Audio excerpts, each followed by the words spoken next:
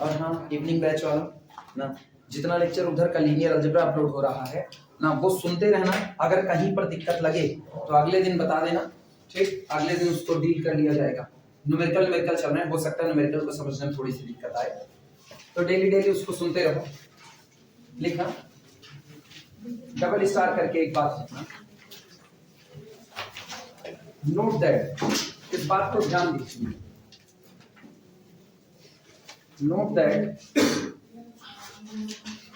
an eigenvector,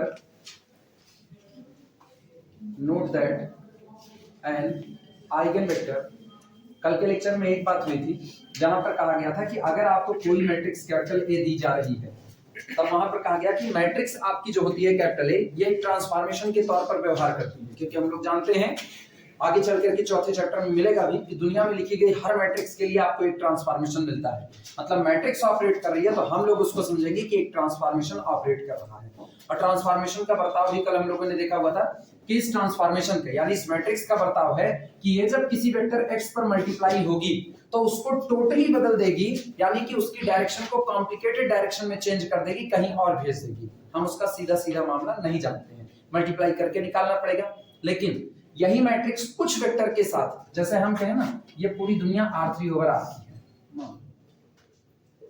R3/R का ये हमारा स्पेस है। रियल पढ़ते हैं, कॉम्प्लेक्स को उसी में डील कर लिया जाएगा, ठीक? ये पूरी दुनिया R3/R की है। ऑब्वियस सी बात है, R3/R में जो वेक्टर होंगे वो दिखने में कैसे होंगे?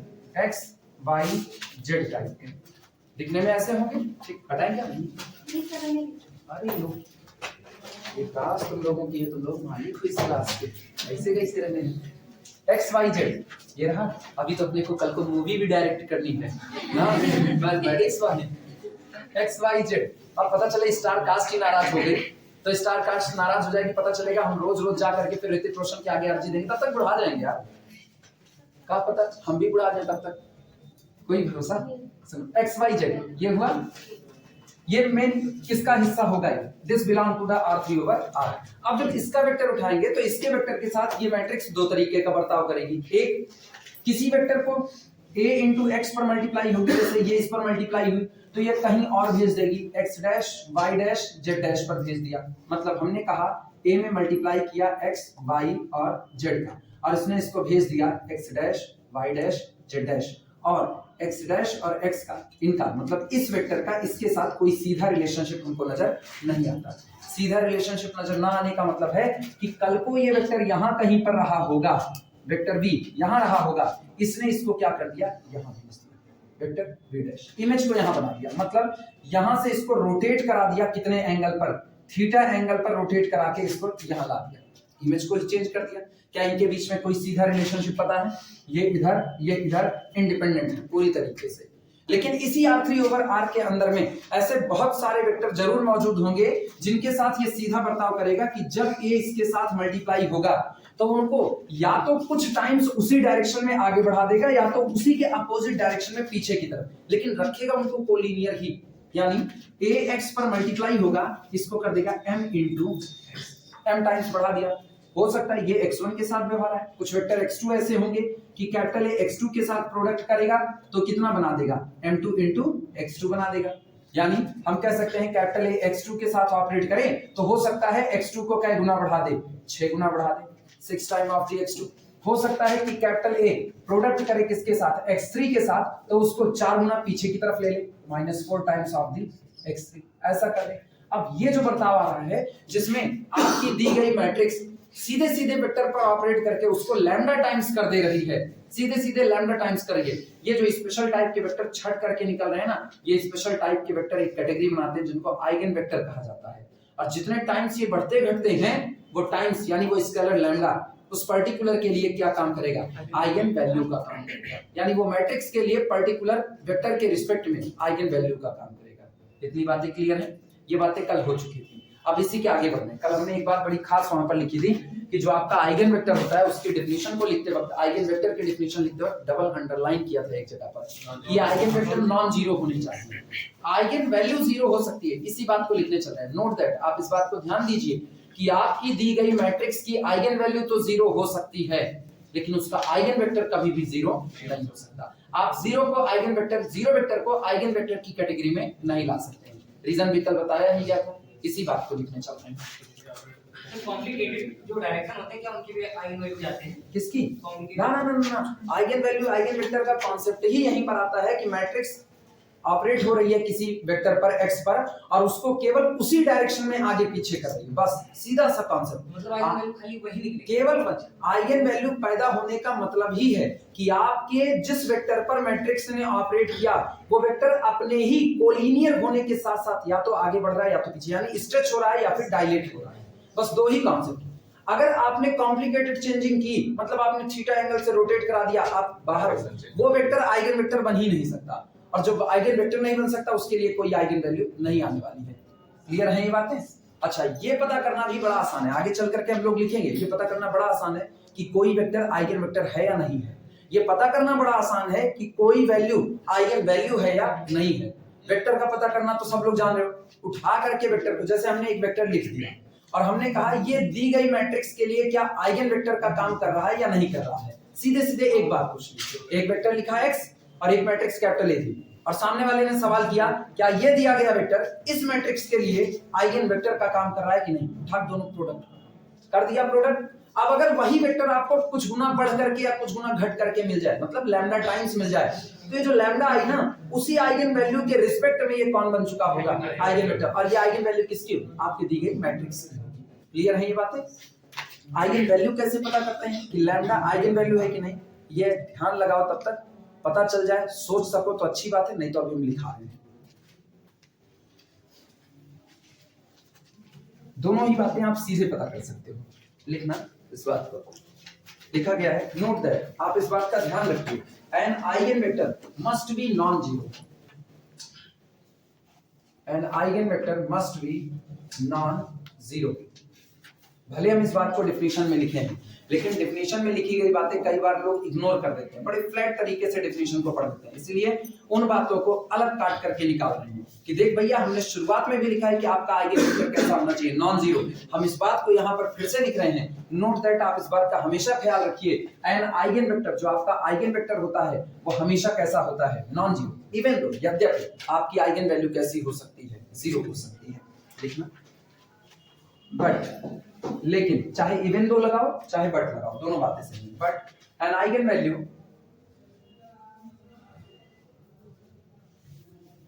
But an eigen values, value या वैल्यूज मे बी जीरो। लिख करके ना इसको ऐसे घेरा मार देना। ये वो बात है जो नॉर्मली लोग बीएससी में फ्लैट पढ़ते वक्त ध्यान नहीं देते हैं। नॉर्मली अपने यहाँ कल्चर है, अपने यहाँ ऐसी चीजें ध्यान नहीं रखी जाती, अपने यहाँ बड़ा फ्लैट ध्यान रखा जाता है। डेफिनेशन ध्यान रख ली जाएगी, उसके बाद न्यूमेरिकल ध्यान रख लिया जाएगा। अपने यहाँ का कल्चर है ये थोड़ा सा, हम भी इसी परिपाटी में बड़े हुए, इसलिए हमको भी पता है, ये कल्चर हम भी फॉलो किए हुए थे कभी। इसीलिए अब ना अब आदत डालिए, इन सारी चीजों को अलग उभर करके इनको सामने आना चाहिए कि ये बातें आपको ख्याल रखनी है।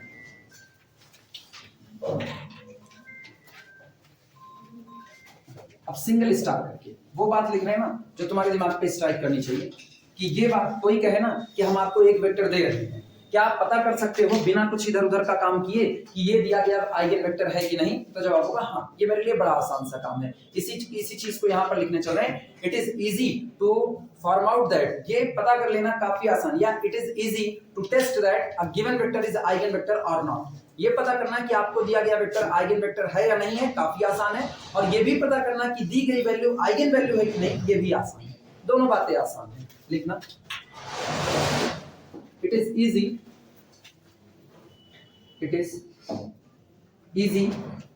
to determine, it is easy to determine if a given vector,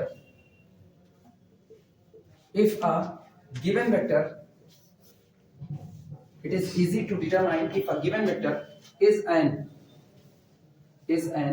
eigenvector of a matrix, ये पता कर लेना काफी आसान है कि कोई दिया गया वेक्टर आपकी मैट्रिक्स का आइगन वेक्टर है। एक हुआ। दूसरी बात सुनना, फिर इसी में फिर स्टार बना देना, ठीक ना। इट इज आल्सो इजी, ये भी आसान है, it is also easy, it is also easy to decide if I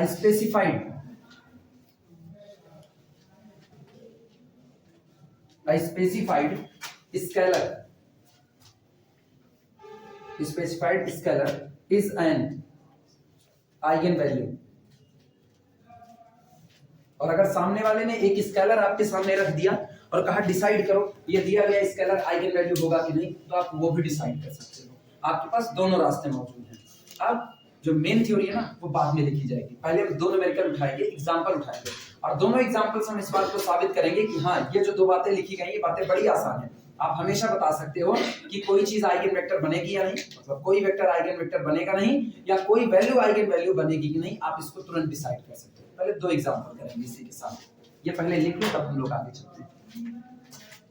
eigen value जो होता है वो 0 होने का मतलब क्या है सर, कि उसके सोर्स पे ओरिजिन शो कर रहा है किस पे? नहीं, आइगन वैल्यू 0 होने का मतलब ये है कि वो जो आपको स्केलर दिया गया है, आपको जो स्केलर दिया, जब इस आइगन वैल्यू 0 होने का मतलब आपको एक ऐसा वेक्टर मिल चुका है, आपको एक ऐसा वेक्टर मिल चुका है जिसमें जब ए प्रोडक्ट हो रहा है तो उसको सिकुड़ करके कहां बैठा दे रहा है, ओरिजिन। समझना इस बात को। हम कहते हैं कि जब किसी दिए गए वेक्टर x पर कोई दी गई मैट्रिक्स कैपिटल ए मल्टीप्लाई की जाती है, और ऐसे केसेस में ये मैट्रिक्स यानी ये ट्रांसफॉर्मेशन इस वेक्टर को कहां भेज देता है, लैम्डा टाइम्स भेज देता है, लैम्डा टाइम्स। एक वेक्टर जब लैम्डा टाइम्स होता है ना तो बस अपने ही डायरेक्शन, मतलब अपने ही लाइन में आगे बढ़ता है, अपने ही लाइन में पीछे होता है। अब सोचो, आप कह रहे लैम्डा ऐसे केस में आइगन वैल्यू बना, और हम कह रहे हैं लैम्डा बराबर 0 आइगन वैल्यू बन चुका है। सोचो जिस दिन लैम्डा बराबर 0 आइगन वैल्यू बन गया, 3D का केस लो, R3 था, तो ये हुआ A, ये हुआ कौन, X, Y, Z, और ये आप कह रहे हो कि 0 आइगन वैल्यू बन चुका है, तो 0 times of the X, Y, Z। अब सोचो ये वास्तविकता में बन क्या गया, और ये है कौन, ओरिजिन। इसका मतलब ये हुआ कि कल को अगर आपका वेक्टर यहां था, ये ओरिजिन से लिया गया है, ये वेक्टर कौन था, वेक्टर X था, अगर इस वेक्टर के लिए 0 आइगन वैल्यू है, अगर इस वेक्टर के लिए 0 आइगन वैल्यू है, तो निश्चित तौर पर जब इस पर A का प्रोडक्ट हुआ होगा तो ये सिकुड़ करके, मतलब दूसरी तरफ जो इसकी इमेज बनी, मान लो इसकी इमेज को यहां पर दिखा रहे हैं, तो इसकी जो इमेज गई होगी इस पॉइंट की, वो कहां गई होगी, ओरिजिन। पूरा का पूरा वेक्टर सिकुड़ करके खत्म हो चुका है, केवल कहां पर आ गया, एक पॉइंट के तौर पर। सोचो यहां ये एक लाइन के तौर पर रिप्रेजेंट हो रहा है, एक वेक्टर के तौर पर, यहां ये नॉन जीरो वेक्टर है, लेकिन जब कैपिटल ए यानी ट्रांसफॉर्मेशन ने इस पर ऑपरेट किया, तो ट्रांसफॉर्मेशन इसकी इमेज को कहां पर भेजता है, ओरिजिन पर भेजता है। और पता है जितने लोगों की इमेज, जितने वेक्टर की इमेज ओरिजिन पर जा रही होती है ना, उन वेक्टर्स का कलेक्शन नल स्पेस फॉर्म कर रहा होता है। जितने वेक्टर की इमेज 0 पर जा रही है, उन सारे वेक्टर का कलेक्शन नल स्पेस बनाता है। नल स्पेस ना उन वेक्टर्स का कलेक्शन होता है, डोमेन में फंक्शन ऑपरेट करता है। ये बताओ, हम कैपिटल ए को एज अ ट्रांसफॉर्मेशन वर्क करा रहे हैं ना, तो जब capital A as a transformation work करेगा तो किसी भी ट्रांसफॉर्मेशन का मतलब ही फंक्शन होता है। बस ये क्या होता है, ये लोग लीनियर होते हैं। लीनियर होने का मतलब है, चौथे चैप्टर में ये बात मिलेगी, अगर कोई फंक्शन लीनियर है तो वह f of a alpha plus b beta, इन पर जब ये ऑपरेट करेगा तो ये रिजल्ट देगा a f of alpha plus b f of beta. मतलब चाहे आप वेक्टर अल्फा को a टाइम्स कर दीजिए, वेक्टर बीटा को b टाइम्स कर दीजिए, दोनों को आपस में ऐड कर दीजिए, तब आप इन पर फंक्शन को ऑपरेट करेंगे। और चाहे आप पहले अल्फा की इमेज निकाल लीजिए, बीटा की इमेज, अल्फा की इमेज को a टाइम्स कर दीजिए, बीटा की इमेज को b टाइम्स, और तब ऐड कीजिए, दोनों रिजल्ट आपस में कैसे आएंगे, बराबर आएंगे। ये होता है लीनियर ट्रांसफॉर्मेशन का बर्ताव, ग्राफिकली समझिए इसका बर्ताव। ये लाइन तो हटा ही सकते हैं ना, ये सीधा चौथे चैप्टर से कनेक्ट है, सीधा सीधा। वास्तविकता में छिटका हुआ है, इसीलिए ना जो डेविड स्टीले वगैरह लगाते हैं चैप्टर, वो बहुत अच्छा लगाते हैं, मतलब गजब का है। पहला आपको लीनियर सिस्टम पढ़ा रहे हैं, दोबारा आपको आकर के ट्रांसफॉर्मेशन का थोड़ा हिस्सा पढ़ा रहे हैं, पूरा नहीं, थोड़ा हिस्सा ट्रांसफॉर्मेशन का बता दिए। उसके बाद तीसरे चैप्टर में आपको मैट्रिक्स का इंट्रो करा रहे हैं, जहां आपको रैंक वैंक के बारे में बता देंगे। चौथे चैप्टर में आपको वेक्टर स्पेस पढ़ा रहे हैं। चौथे चैप्टर में वेक्टर स्पेस पढ़ाने के बाद फिर आपको धीमे धीमे आगे लेकर के जाते हैं चेंज ऑफ बेसिस वगैरह। पांचवें चैप्टर में आपको ले आते हैं आइगन वैल्यू, आइगन वेक्टर, पांचवें चैप्टर में लाते हैं। क्यों? आप पीछे ट्रांसफॉर्मेशन वगैरह देख चुके हैं। वहां वो आपको ट्रांसफॉर्मेशन वगैरह सिखा चुके हैं, मैट्रिक्स का ट्रांसफॉर्मेशन के तौर पर बताओ क्या, सब सिखा चुके हैं। अब वो आपको आइगन वैल्यू आइगन वेक्टर दिखा रहे हैं।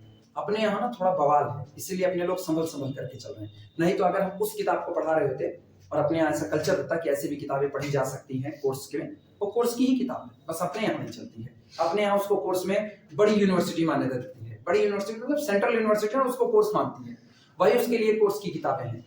आप किसी भी सेंट्रल यूनिवर्सिटी के कैंपस में पढ़ोगे, गिलबर्ट स्ट्रेंज, लीनियर अलजेब्रा, अर्स्टीन, गैलियान, ये लोग ना कोर्स के तौर पर पढ़े जाते हैं। ये आपके कोर्स की किताबें हैं अपने यहाँ।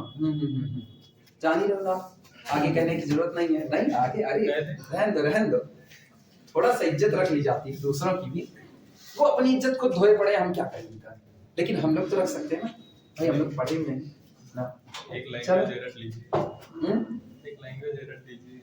हाँ सुनो, इधर हाल देखना, ये मेरा वेक्टर स्पेस है, इसमें मुझको दो वेक्टर दिए गए हैं। एक वेक्टर हमको दिया गया है वेक्टर अल्फा, दूसरा हमको दिया गया है वेक्टर बीटा। दो वेक्टर हमको दिए गए। हमने क्या किया, एक इस वेक्टर अल्फा को a टाइम्स बढ़ा दिया। a टाइम्स बढ़ाने का मतलब ना आगे इसको कर देना a टाइम्स, ये अपना कौन हो गया a अल्फा, और इसको b टाइम्स बढ़ा दिया, ये कौन हो गया b बीटा हो गया। ये आ रहा है उतना ऊंचा, आ रहा है, बस वही लिमिट है। अब इसके बाद नहीं जाएगा ना। अच्छा, तुम लोगों को वेक्टर को जोड़ने का पैरेललोग्राम लॉ पता है कि नहीं पता है? वेक्टर जोड़ने का पैरेललोग्राम लॉ, अगर इस वेक्टर को इसमें ऐड करना है, मतलब हमको तैयार करना है a alpha plus b beta, ये हमको तैयार करना है, तो हमको कुछ नहीं करना, हमको इतने के बराबर मैग्नीट्यूड का वेक्टर यहाँ पर खींचना है और यहाँ से लेकर के यहाँ तक इसको डायगोनल पर मिला देना है।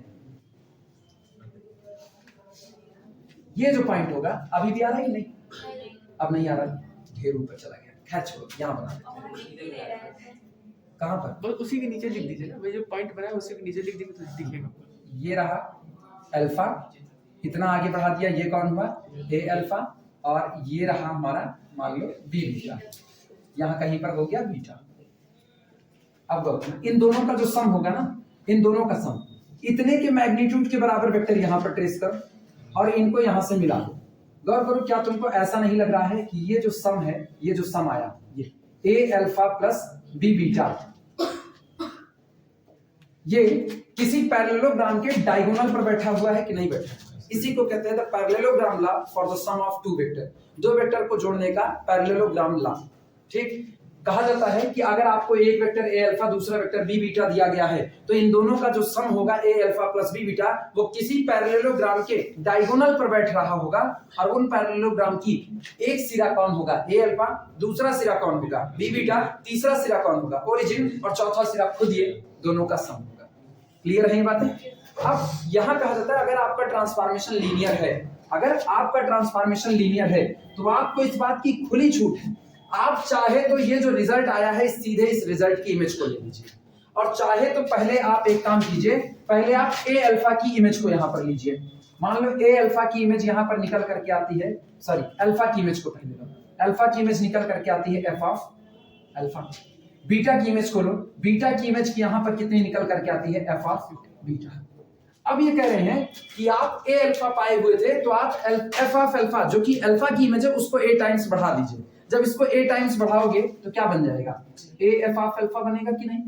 और जब बीटा की इमेज को, बीटा की इमेज कौन है f ऑफ बीटा, इसको b टाइम्स बढ़ा दो तो आपको कौन मिलेगा, b f ऑफ बीटा मिलेगा। ये कहते हैं कि अगर आपका ट्रांसफॉर्मेशन लीनियर है, अगर वो लीनियर है, तो चाहे आप a alpha plus b beta की सीधे इमेज निकाल लीजिए, और चाहे पहले अल्फा की इमेज को निकाल करके a टाइम्स कर दीजिए, बीटा की इमेज निकाल के b टाइम्स कर दीजिए, और दोनों को ऐड कर दीजिए। दोनों रिजल्ट अलग अलग नहीं, दोनों इमेज आपस में कैसी आएगी, एक बराबर आएगी। ऐसे ट्रांसफॉर्मेशन जो बर्ताव रखते हैं उनको हम लोग क्या कहते हैं, लीनियर ट्रांसफॉर्मेशन। इसी को हम लोग फ्लैट एक लाइन में पढ़ते हैं, एक लाइन में हम लोग कहते हैं for all vector alpha comma vector beta belong to the our vector space capital B, and for all lambda comma mu, वही a comma b, lambda comma mu belong to the our field f। अगर मेरा transformation, सोचो क्या लगाए हैं, for all, हर एक के लिए, ऐसा नहीं कि एक दो के लिए इस प्रॉपर्टी को फॉलो करो और बाकी के लिए फेल कर दे, सब के लिए, हर एक के लिए आपको मिले f image of a alpha plus b beta, ये लोग किसमें है? डोमेन में। इमेज किसमें आती है? कोडोमेन में आती है। कहते हैं चाहे पहले आप ए अल्फा और बी बीटा को डोमेन में ऐड कर लीजिए, फिर इमेज लीजिए, और चाहे पहले आप कोडोमेन के अंदर में अल्फा की इमेज निकाल लीजिए, कोडोमेन के अंदर में बीटा की इमेज निकाल लीजिए। अल्फा की इमेज को कै गुना कर दीजिए? एक टाइम। बीटा की इमेज को कै गुना? B times. और उसके बाद इनको ऐड कीजिए, तब पर भी रिजल्ट आपस में कैसा बैठेगा? एक बराबर। और जो ट्रांसफॉर्मेशन इस बिहेवियर को फॉलो करेगा वो ट्रांसफॉर्मेशन क्या कहलाएगा? लीनियर कहलाता है। उसको आप लीनियर ट्रांसफॉर्मेशन कहते हैं। क्लियर हुई कुछ बातें ना? अब दुनिया में जितने भी लीनियर ट्रांसफॉर्मेशन होते हैं उनके लिए मैट्रिक्स आए ये कोई जरूरी नहीं है, लेकिन दुनिया में जितनी मैट्रिक्स लिखी जाती हैं उनके लिए आपको लीनियर ट्रांसफॉर्मेशन जरूर मिलेगा।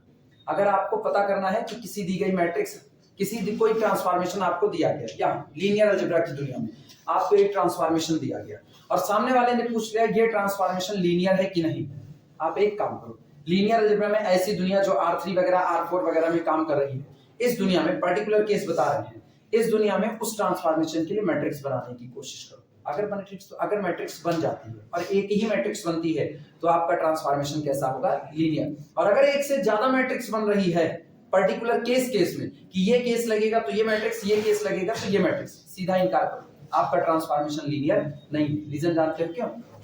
अगर यहाँ पर ट्रांसफॉर्मेशन के लिए मैट्रिक्स आएगी तो केवल और केवल एक आएगी, एक से ज्यादा नहीं, क्योंकि हर मैट्रिक्स के लिए केवल और केवल कितना ट्रांसफॉर्मेशन खड़ा होता है? एक।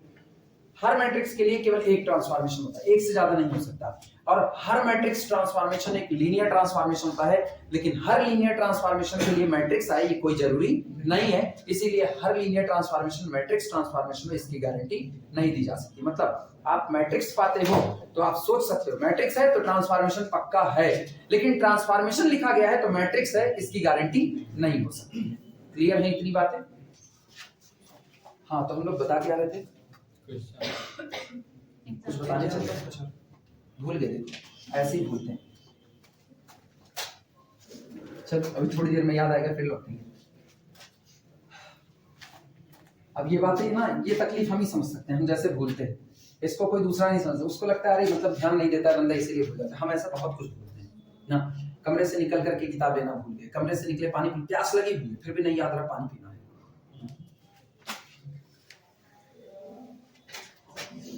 और एक दिन ये सिचुएशन बिगड़ेगी, हाँ ये पता है, एक दिन ये सिचुएशन और बिगड़ेगी, फिर पता चलेगा ना हमको दो लोग खुजवार निकलेंगे, भैया खोज खिलाओ कहाँ गए। अभी हम इस बात को सच वास्तविकता हम इस बात को बड़ा मजाक में लेते हैं, बहुत देखिए अपने बोझ नहीं लेना चाहते ना, लेकिन पता है सिचुएशन कब तक हो रही मेरी। लिखना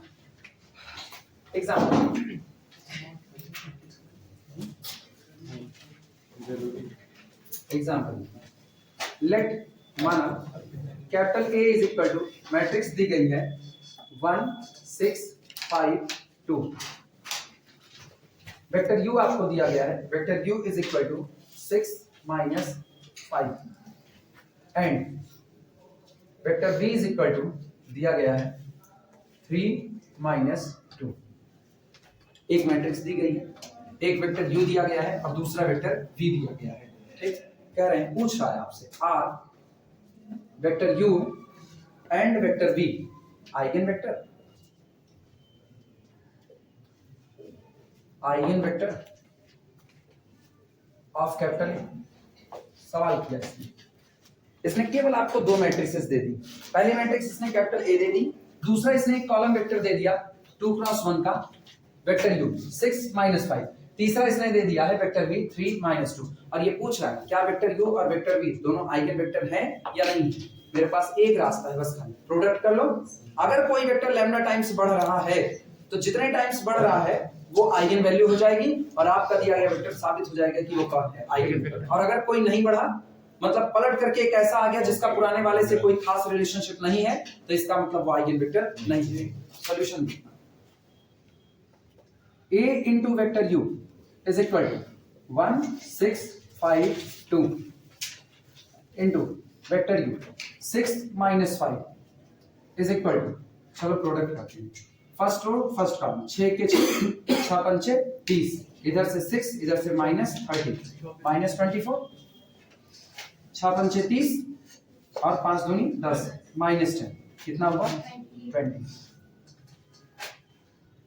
चेक करो क्या ये जो लिखा गया, अच्छा इसको भूल जाना, ये लिखा गया है कुछ ऐसा, हम लिख दे रहे हैं, हालांकि यहाँ पर लिखा गया है, अब यहाँ लिखने का औचित्य नहीं बनता है। ये लिखा गया है वेक्टर ए, ये लिखा गया है आपका वेक्टर यू। सोचो ये कितना है, 24 है, हमको पता है 6 चौक 24, ठीक है। अगर हम इसमें से 4 कॉमन करें तो 4 को कॉमन करने पर क्या ये नहीं नजर आएगा 4, अच्छा 4 का है, -4 कॉमन करें, -4 कॉमन करें तो यहाँ पर कितना चलेगा 6, और यहाँ पर कितना -5। क्या तुमको यही वेक्टर 4 -4 टाइम्स होकर के मिला कि नहीं मिला, यानी this is equal to -4 into vector u।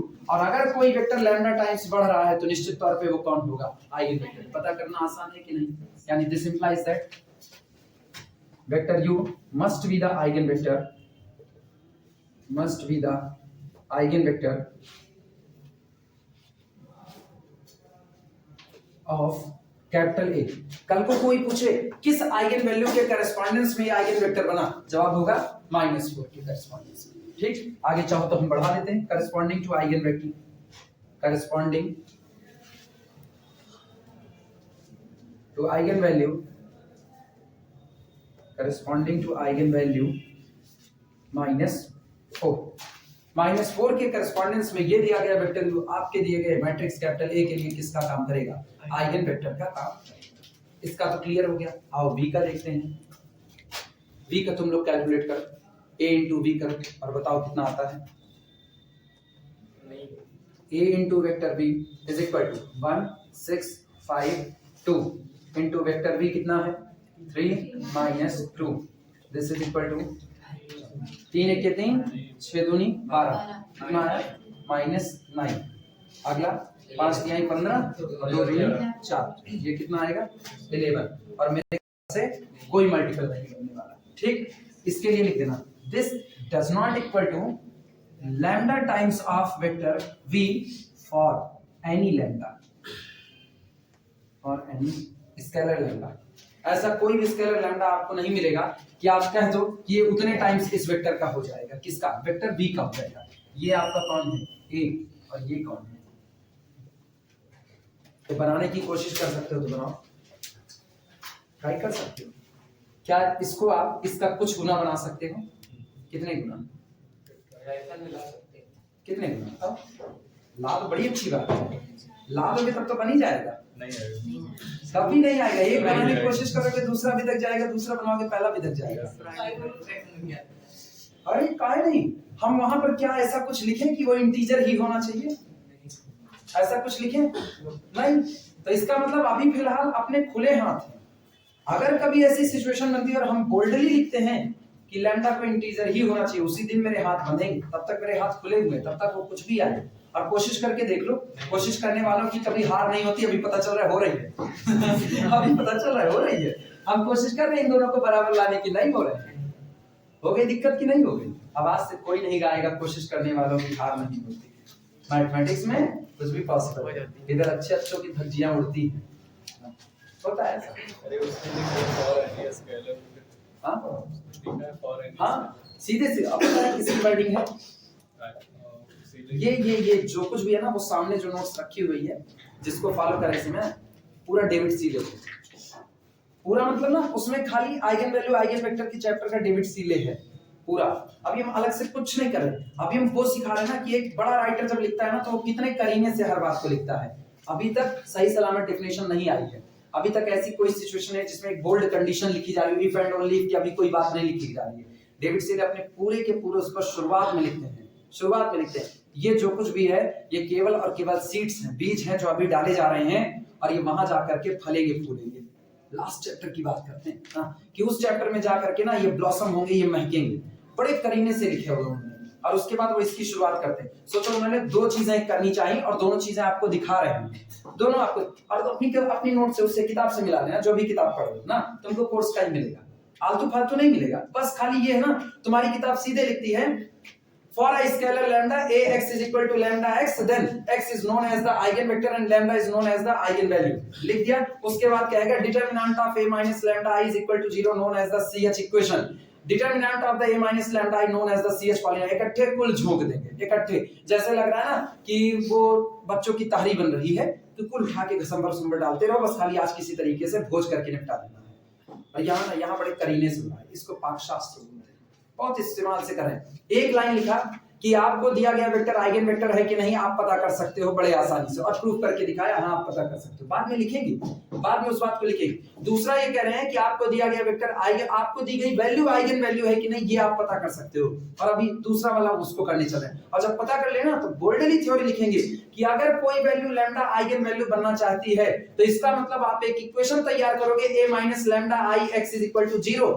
अगर आपके द्वारा दिए गए लैम्डा के लिए इसका नॉन ट्रिवियल सॉल्यूशन आता है तभी वो आइगन वैल्यू बनेगी, और जिस दिन यूनिक सॉल्यूशन आ गया उस दिन आपको आइगन वैल्यू मिलने वाली नहीं, मतलब उस दिन वो वैल्यू आइगन वैल्यू बनने वाली नहीं। सोचो हम क्या लिखते हैं, इस इक्वेशन को देखना पहले वाले को, क्या ये यही नहीं लिखा गया है कि a into vector u is equal to lambda into vector u, यही लिखा गया है कि नहीं लिखे?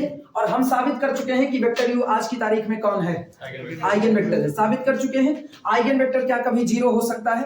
कभी नहीं, रोक लगाए पड़े हैं। जरा इसको इस साइड में ट्रांसफर करो, तो क्या लिखा गया, a vector u minus lambda into vector u is equal to कितना, 0 वेक्टर, यही लिखा गया है। इसका मतलब यहां पर लिखा गया दिस इंप्लाइज दैट a, जरा वेक्टर u को कॉमन करो तो a minus lambda scalar matrix से स्केलर नहीं घटता, इनटू आइडेंटिटी मैट्रिक्स in, और बाहर कौन आया, वेक्टर u बराबर कौन है, सोचो क्या ये एक होमोजेनियस इक्वेशन है कि नहीं?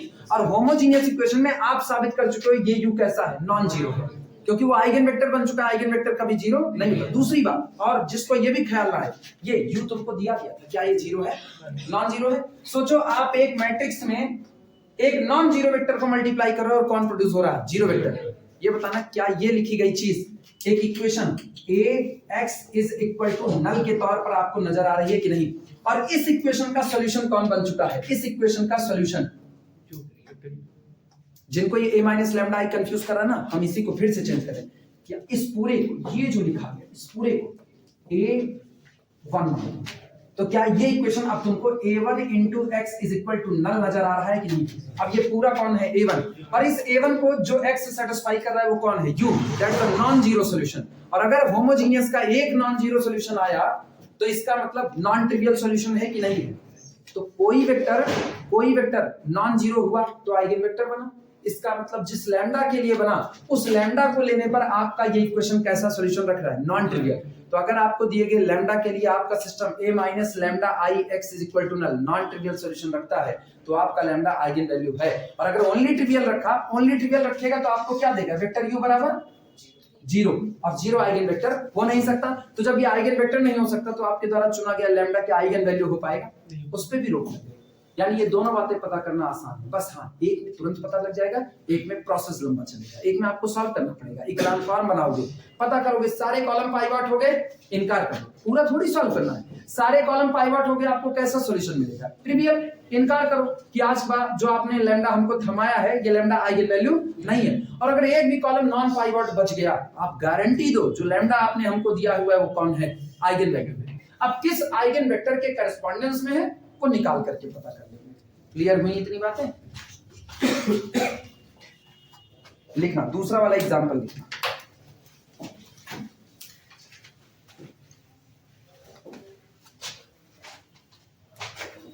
डेविड सीगर ने बहुत कुछ लिखा हुआ है, लेकिन हम तुमको सब नहीं, हम तुमको वो देंगे ना जो वास्तविकता तुम्हारे कोर्स का हिस्सा नहीं, तुम जान रहे हैं टेंडेंसी तो सबकी वही है ना, बिगड़ जाओगे कहोगे अरे ये सब पढ़ाना चालू करिए, ये बताना। वास्तविकता में उनका आइगन वैल्यू आइगन वेक्टर एक तरफ से उठाओ और पूरा पढ़ डालो ना, तुमको इतना कुछ सिखा मारेंगे वो आइगन वैल्यू आइगन वेक्टर के नाम पर कि तुमको अपनी किताब मजाक लगने लगेगी।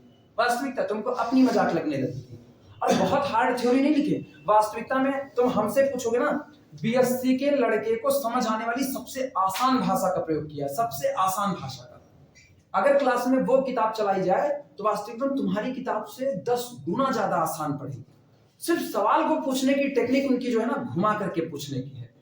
जब सवाल घुमा के पूछे जाते हैं ना तो वो आपके कॉन्सेप्ट को और निखार करके सामने, तुम्हारे यहाँ फ्लैट पूछा जाता है, फ्लैट, उनमें सवाल को घुमा करके पूछा जाता है। थ्योरी तुमसे 10 गुना ज्यादा आसान लिखे हैं। तुम्हारे यहाँ सीधे थ्योरी लिखी जाती है ax is equal to lambda X, तुम्हारे यहाँ मतलब मेरे यहाँ, अरे हम लोग एक ही परिवार के मेंबर हैं ना, हाँ नहीं तो सर जी जैसे लगता है अमेरिका से पढ़ के आए हैं। हम भी यहीं ऑक्सफोर्ड और कैम्ब्रिज दो ही जगह से पढ़े हुए हैं। कह सकते हैं ऑक्सफोर्ड कैम्ब्रिज से ही पढ़ेंगे। तो अपने यहाँ पर यही कल्चर है, अपने यहाँ सीधा लिखता है ना ax बराबर लैम्डा x, नहीं लिखते, वो लिखते हैं पहले मैपिंग इंट्रो देते हैं, ऐसा ऐसा होता है, हम ये कैटेगरी काट रहे हैं, उसके पहले वो उल्लुओं की गिनती करवाने के लिए आइगन वैल्यू आइगन वेक्टर का इस्तेमाल बताते हैं। एग्जांपल भी किसका, उल्लुओं की गिनती करवाने का, एग्जांपल में दिया है उल्लुओं की गिनती करवाने का, लिखना। अगला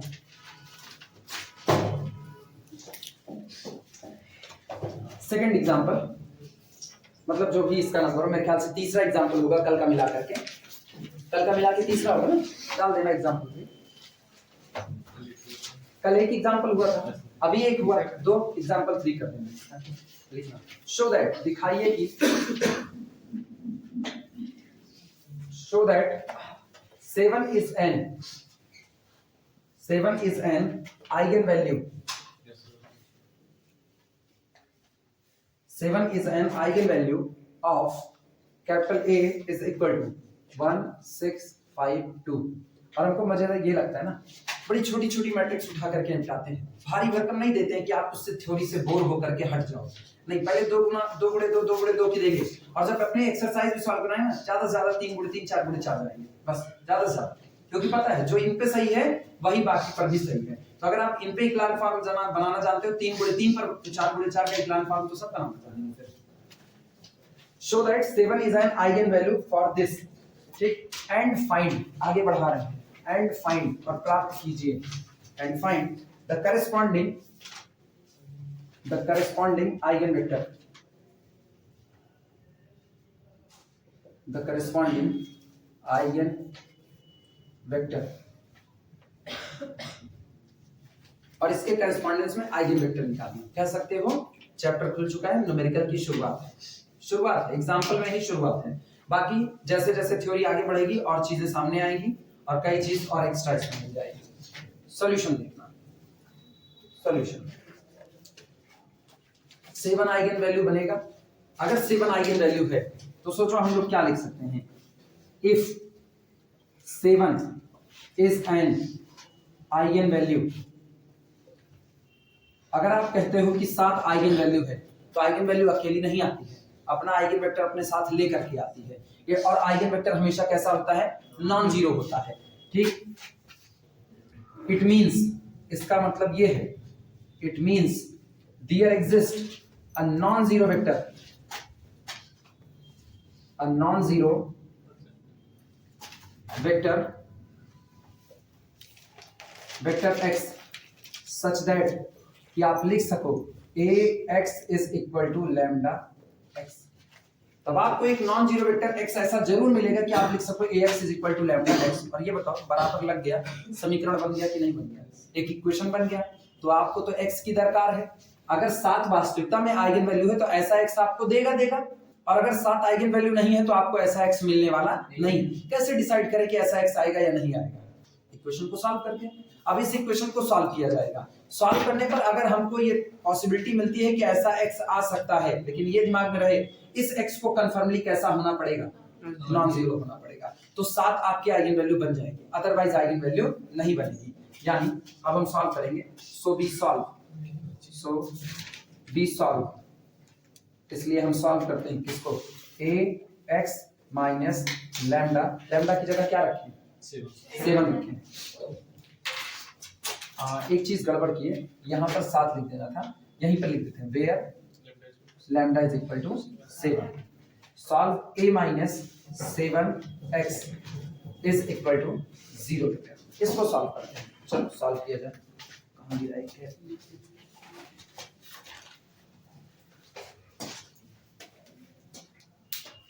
क्या ऊपर का न्यूमेरिकल मिटा सकते हैं, कैपिटल ए है 1652, 1652, इसको पहले और सुधार के लिखे ना।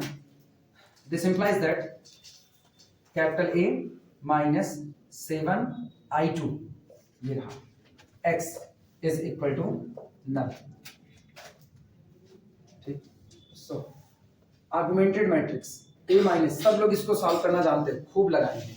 क्या लिखें, a minus 7i2 dotted line 0 is equal to अलग से a माइनस 7i2 बना ले। कैपिटल A कौन था बताना। Capital A is equal to 15652। दूसरा एग्जांपल देखें, खुद पढ़ेगा। 1562 नहीं, फिर देखो 1652 और ये भूलना है मेरा। हाँ, ये खतरनाक इसीलिए कहते ना, तुम लोगों को जो लगे कोई चीज नहीं आई है तो उसको दूसरे दिन हमसे पूछ लेना। हो सकता है हम तुमसे ये पूछना ही भूल जाए कि तुम लोगों को समझ में आया कि नहीं आया। आमतौर पर ऐसा होता है। ठीक, तो a माइनस 7i2, चलो a माइनस 7i2 देखना।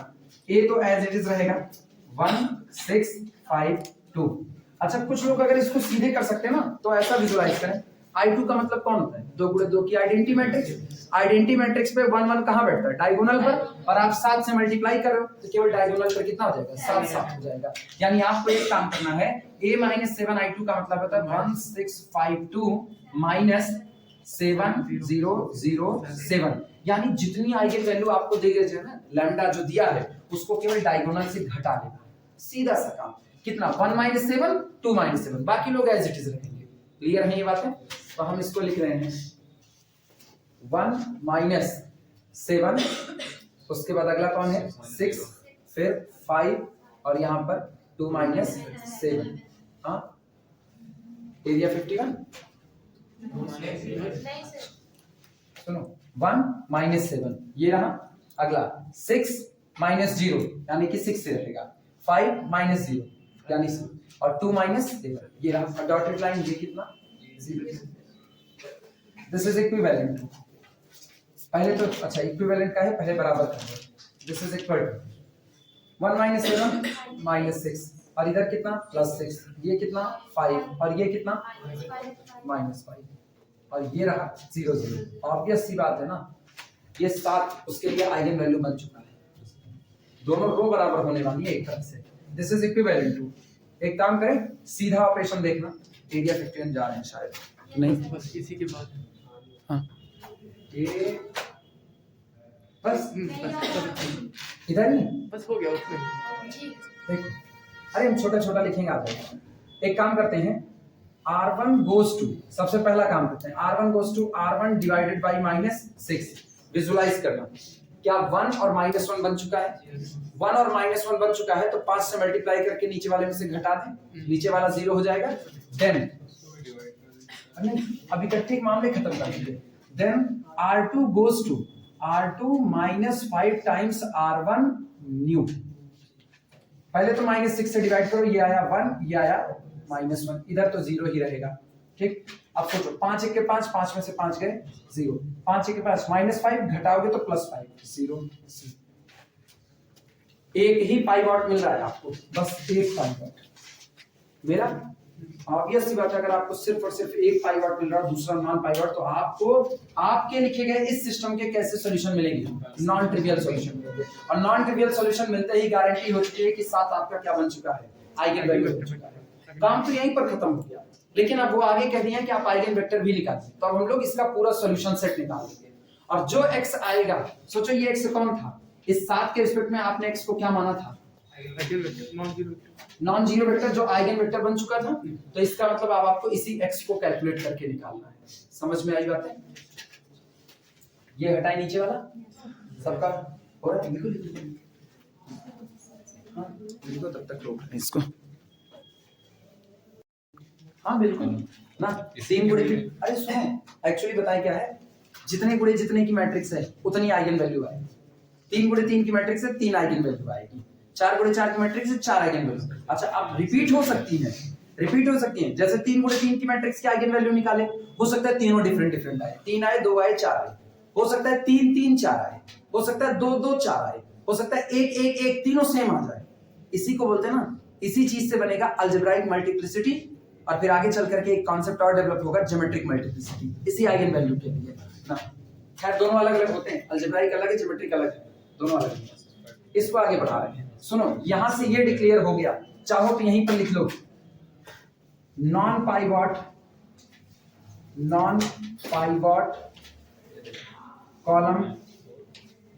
Column exist.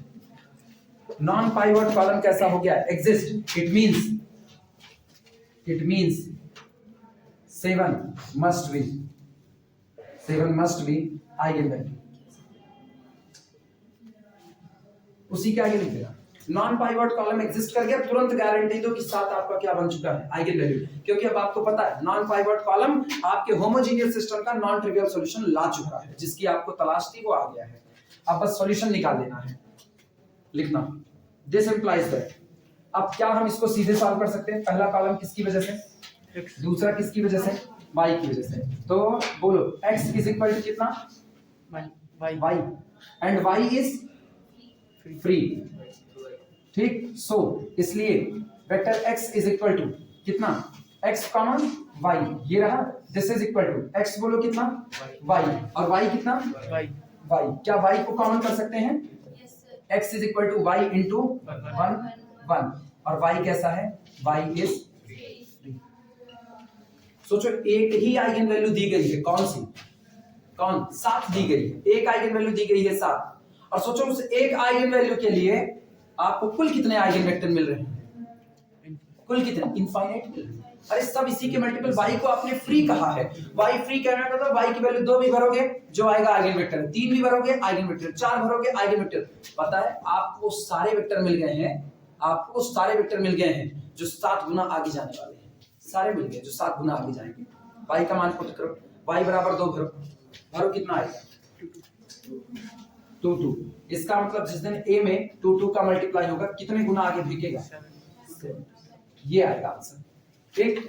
पता है ऐसा बिहेव क्यों कर रहा है, क्योंकि ये सोचो तुम यहां पर पॉइंट आया, x एक्सिस पर कितना चले 1, y पर कितना चले 1, तो ये पॉइंट कौन है 1, जब मैट्रिक्स इस पर ऑपरेट करती है तो इसको कई गुना आगे बढ़ाती है, 7 गुना आगे बढ़ाती है, तो 7 गुना आगे यहां कहीं पर फेंका इसको।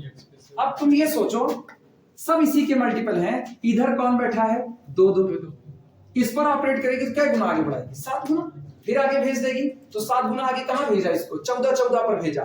इसका मतलब आगे कहीं पर इससे टकराया कौन 3, फिर कई गुना फेंकेगा आगे 7 गुना, यानी 7 × 21 7 × 21, अब 21 पर फेंका। जरा पीछे वाले पर हाल देखो, इन पर ये कौन है -1 कई गुना आगे बढ़ाएगा 7 गुना, उसी डायरेक्शन में जहां ये चल रहा है, तो 7 गुना इसकी डायरेक्शन कहां होगी बोलो, -7 7 गुना तो बढ़ाना है उसको, तो इसका मतलब सब कुछ 7 गुना 7 इस पूरी लाइन पर। सोचो ये इस लाइन पर जितने वेक्टर हैं, मजे की बात ये इस लाइन के ऊपर जितने पॉइंट है, कुल कितने पॉइंट है इस लाइन के ऊपर, इनफाइनाइट पॉइंट है। इस लाइन के ऊपर का हर पॉइंट आपके दिए गए 7 के लिए किसका काम करेगा, आइगन वेक्टर का, सिवाय एक को छोड़ करके, इसको छोड़ करके बस। और सोचो a line passing through the origin, अगला कॉन्सेप्ट यहीं से, a line passing through the origin, क्या वेक्टर स्पेस की दुनिया में सब स्पेस बना चुकी है कि नहीं, तो इसका मतलब है आपके पूरे आइगन वेक्टर जो 7 के लिए आ रहे हैं उनको इकट्ठा कर लो और उसमें एक अलग से वेक्टर मिला दो 0 वेक्टर, तो एक सब स्पेस बन गया कि नहीं बन गया। इसीलिए दुनिया इसको कहती है आइगन स्पेस, एक ऐसी दुनिया जो अपने अंदर में किसको जगह देती है, आइगन वेक्टर्स को जगह देती है। अगर कोई दुनिया अपने अंदर में सारे आइगन वेक्टर को समेटी हुई है, ठीक है, उसमें एक आदमी आइगन वेक्टर नहीं है, नहीं एक आदमी, नेग्लेक्ट। अगर कोई एक ही आदमी सहमत नहीं है तो आप उसको क्या करोगे, नेग्लेक्ट, तुमसे थोड़ी ना जाना जाएगा। पूरे घर में तिवारी भरे हुए हैं, उसके ऊपर तिवारी मेंशन का बोर्ड चिपका दो, भले उसके अंदर में एक लोग पाड़े रह गए, कोई नहीं जानता पाड़े हैं भी कि नहीं, उनको भी लोग 4 दिन बाद कहेंगे तुम भी तिवारी हो, अलग बात है वो पाड़े ही है।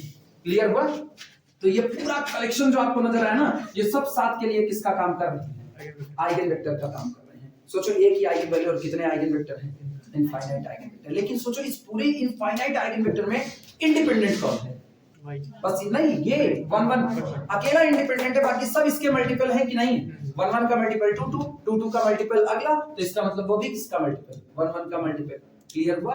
और पता है इसीलिए ये जो आइगन स्पेस बना, इसकी जब डायमेंशन बतानी होगी ना, तो केवल इंडिपेंडेंट लोगों की संख्या बताई जाएगी। और एक लाइन की डायमेंशन कितनी होती है 1, तो इस आइगन स्पेस की डायमेंशन कितनी होगी 1। आइगन स्पेस बाद में लिखाएंगे, अभी नहीं लिखाएंगे, ठीक।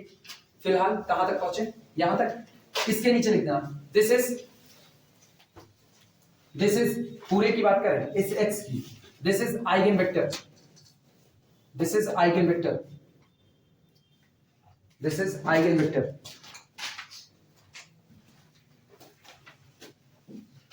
ठीक, लिखना ईच आइगन वेक्टर अच्छा एक चीज और बता देना, ये where y does not equal to 0 free जरूर है, लेकिन आप 0 नहीं ले सकते, 0 लेते ही कौन मिलेगा 0 0। आगे बता देना y does not equal to 0 free तो है लेकिन 0 नहीं हो सकता, इतना भी फ्री नहीं है, इतना भी फ्री नहीं हो सकता कि आप उसको 0 कर दो। हां लैंग्वेज क्या लिख रहे थे हम लोग, each eigen vector, sorry each vector eigen का each vector which is multiple of 1 1, each vector which is multiple of 1 1